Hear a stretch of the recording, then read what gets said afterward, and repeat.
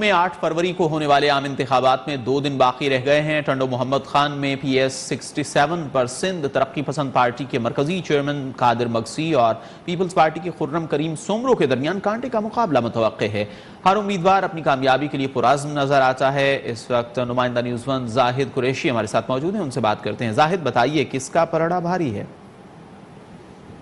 جی بالکل، ملک بھر کی طرح ٹنڈو محمد خان میں بھی 8 فروری کو ہونے والے عام انتخابات کے حوالے سے میں آپ کو بتاتے چلوں، ٹنڈو محمد خان کی سیاسی سماجی تنظیموں کی جانب سے امیدواروں کی صحت گرمیاں عروج پہ پہنچ گئی ہیں۔ اس وقت ہمارے ساتھ پی ایس 67 کے امیدوار ڈاکٹر قادر مگسی موجود ہیں، مزید ان سے بات چیت کرتے ہیں۔ دیکھیں بھائی، میرا جو پی ایس 67 وہاں اتنی تباہی آئی ہوئی ہے کہ آپ جب جائیں گے آپ کو معلوم ہوگا، نہ رستہ ہے، نہ سڑک ہے، نہ پینے کا پانی ہے، نہ ہسپتال ہیں، اسکول سارے بند ہیں، بہت برا حال ہے۔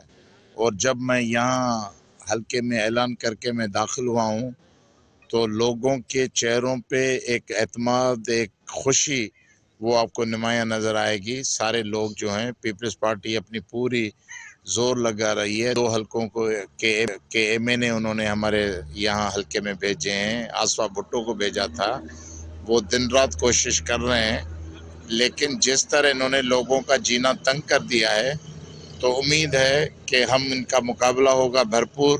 ابھی تک تو پوزیشن یہ ہے کہ ہم ان سے بالکل برتری پہ ہیں، ہم جیت رہے ہیں۔ دوسرا حلقہ ہے NA 221 پر، جو ہمارے یہ ساتھی ڈاکٹر امن نوناری صاحب ہیں، جو حلقہ 221 پہ نوید قمر صاحب کا مقابلہ کر رہے ہیں۔ تو انشاءاللہ ٹنڈو محمد خان میں بہت اچھی فضا بن گئی ہے سیاسی مقابلے کی۔ 8 تاریخ کو سارے لوگ جو ہیں، پہلے لوگ جو مایوس تھے، یہاں پر زیادہ میں زیادہ ٹرن آؤٹ تو ہوتا تھا 28-25%۔ یہ داندلی کر کے ٹھپے وغیرہ لگاتے تھے، تو ٹھپے لگانے کے بعد 33% جو ہے ٹرن آؤٹ ہوتا تھا۔ جی، آپ نے ڈاکٹر صاحب کا موقف سنا، ان کا یہی کہنا تھا 8 فروری کو ہونے والے الیکشن میں انشاءاللہ وہاں کی پی ایس 67 کی عوام جو ہے بیڑی جی، پہ آپ کو بہت شکریہ، آپ نے آگاہ